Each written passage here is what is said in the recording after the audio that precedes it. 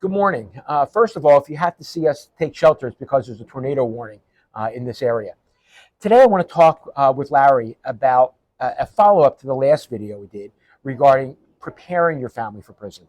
And in this video, we'd like to talk about how to work with your family while you're in prison. And I remember an interesting story. When I was at the camp in Miami, a gentleman there had two very young children, I think younger than 5. And I think his sentence was about 36 months. And he told me that whenever his children would come to visit, because remember, when you go to a prison camp, to a minimum security camp, you're not going through security and large walls and gun towers. You're typically walking onto a campus where, yes, you walk into a building and they check you for metal, but other than that, it's a very laid-back environment. And he said to me, the way he explained to his children that where he is that he's training to be an astronaut. And everybody wears the green uniform, and when people pulled, his family pulled into the camp, they saw a government sign.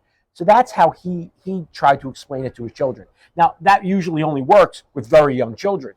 But when we talk to families who are preparing to go into camp and how to manage not just the expectations, but the anxiety and stress of being there, a lot of it depends on the length of your sentence, where you are sentenced to, Sure. and really, what your charge is and what your current relationship is at the time of going into the camp. Are you married? Are you divorced? Are you a single parent?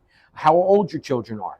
So with that, I thought, maybe you could explain from your experience how you handle it. Yeah, when you have a slightly longer sentence, and mine was 10 years, right? You have to sort of come up with different coping strategies. I mean, first of all, on a personal level, I couldn't even watch TV for the first year that I would. Every so often, there would come on one of those commercials with the kids and the father, and waterworks would start, and tears would come down my face, and so that was a little traumatic in the beginning. But one thing that I made sure to focus on throughout the time was giving my children something tangible. We are limited to a certain number of phone minutes. You need to spend it with your wife or ex-wife or family.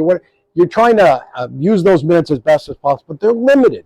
Now there's more than what we were in, but still, it's a challenge. So I tried to give them something tangible. I wrote for 6 years, 10 months that I was actually in a prison facility. I wrote at least once a week an individual letter to each one of my children, to my ex-wife, and made sure that they had something tangible on the holidays, or every so often, if somebody was an artist, I'd get them to write something for me. I learned origami, so I got a chance to send them things. Once I got into prison, because I was in county jail for about a year, I got a chance to do leather craft or buy leather craft from someone, or do artwork, or I made paintings. I have 2 paintings that I learned how to paint in prison, and I made elaborate paintings for my daughters that they still have to this day, and we got framed. But this is something that they take with them. They saved every single letter. They have every one of them. This was important to them. It was a memory. And it was something, like I said, that's tangible. A disconnected voice over the phone, a disembodied voice for a long period of time. It's just not enough. And I found that was the best way. Of course, visits are critical. You want to be able to have as many visits as possible. Sadly, my children were in a different country, so I would only get a chance to see them a few times a year. But those visits, when we did have them, were extremely meaningful. And then we always talked about the future, looking forward towards the future.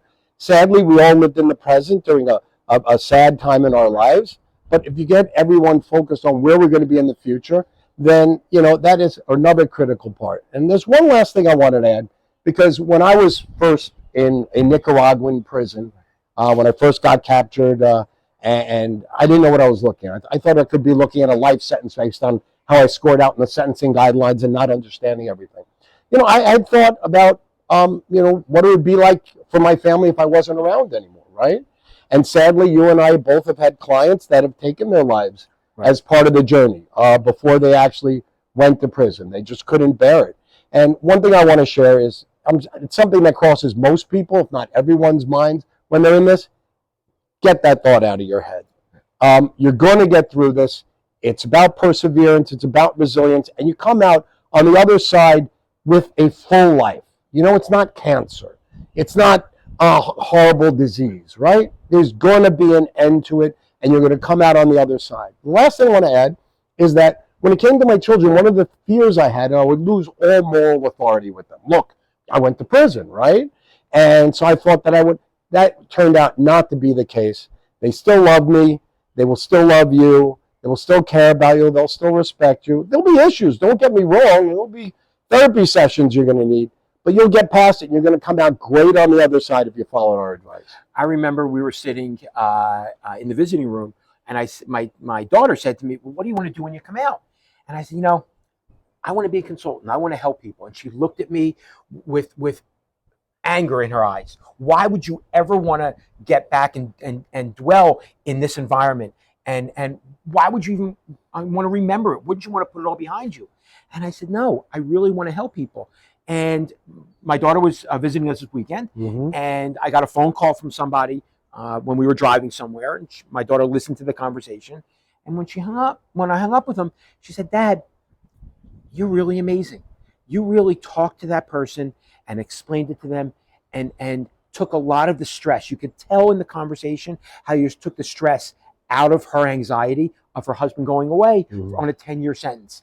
And she really appreciated the help that we could be to folks that are going through this. Right. So, something I really want to stress, if you and your family are going through this, there is light at the end of the tunnel no matter what. And having a team and resource to help you through this and really put things in perspective, I think is invaluable.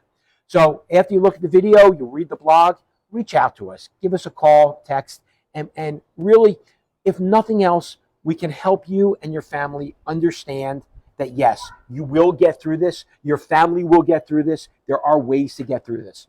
So I hope we have a chance to speak. Thank you.